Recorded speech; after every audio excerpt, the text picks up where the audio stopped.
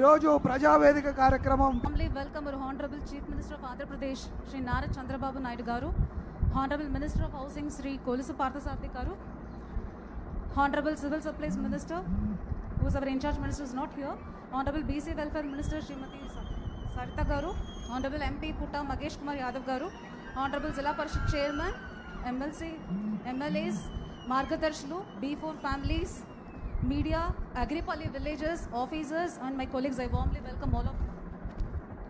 Jyotiba Phule Jayanti, he is a social activist, reformer, advocate of education, women and rights, human dignity and social justice.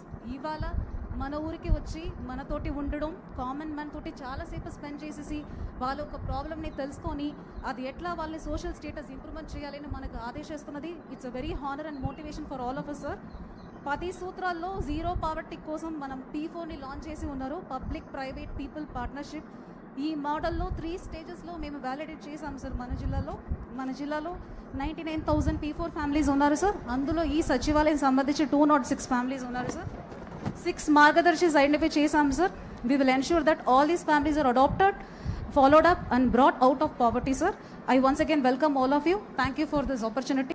బడుగు బలహీన వర్గాలకి ఆత్మగౌరవం ఇవ్వాలి, వారు కూడా అందరికి వెళ్ళే చదువుకోవాలి, కుల వివక్ష ఉండకూడదు అనే గొప్ప సిద్ధాంతాలతో సామాజిక న్యాయం కోసం పోరాటం చేసిన మహాత్మా జ్యోతిరావు పూలే గారి 198వ జయంతి సందర్భంగా ఇక్కడికి విచ్చేసిన మా ప్రీతమ నాయకుడు, రాజకీయాలంటే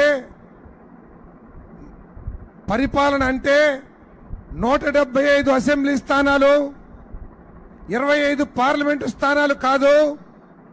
రాజకీయం అంటే, పరిపాలన అంటే 5 కోట్ల ప్రజానీకం, దాంట్లో 70% ఎస్సీ ఎస్టీ బీసీ రైతులు మహిళలు ఉన్నారు. వాళ్ళ సంక్షేమం పరిపాలన అంటే అని చెప్పేసి గొప్ప పరిపాలన అందిస్తున్న మా ప్రీతమ నాయకుడు చంద్రబాబు నాయుడు గారికి ఆగిరిపల్లి నూజివీడు నియోజకవర్గ ప్రజల తరపున స్వాగతం, సుస్వాగతం సార్. మీరు ఆగిరిపల్లి రాకతో మా నూజివీడు నియోజకవర్గం పులకించిపోయిందని చెప్పేసి రహదారుల మీద మీరు చూసిన మరి స్వాగత సత్కారాలే మీకు తెలిసినాయి సార్.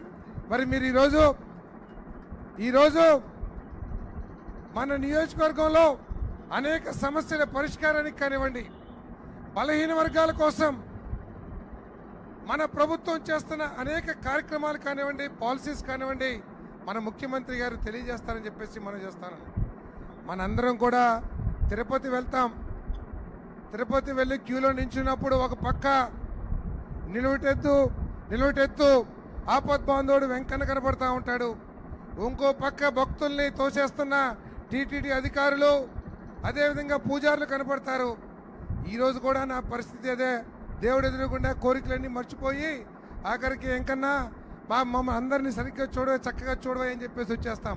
ఈరోజు మన ముఖ్యమంత్రి గారు ఇక్కడికి విచ్చేసినా కూడా నిన్న మా అధికారులు వెంకటేష్ గారు చెప్పిన మాటలే గుర్తుకొస్తామని 5 నిమిషాల్లో నువ్వు పూర్తి చేయాలని చెప్పేసి, మరి ఏం అడగాలో కూడా అర్థం కాని పరిస్థితి అని చెప్పేసి మీ అందరికీ మనం చేస్తాను. ఏదేమైనా కూడా